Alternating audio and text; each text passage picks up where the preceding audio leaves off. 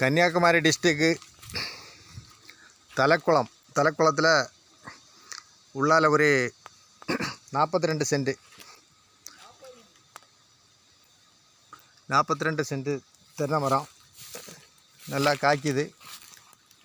பக்கத்தில் சுற்றி சைடெல்லாம் அழகாக எல்லைகள் எல்லாம் நிற்கும். தண்ணிகளுக்கும் எந்த பிரச்சனைகளும் இருக்காது. இந்த வரி டைம்லேயும் வரி பாதிக்காது. அவங்க சென்ட்டுக்கு ஒரு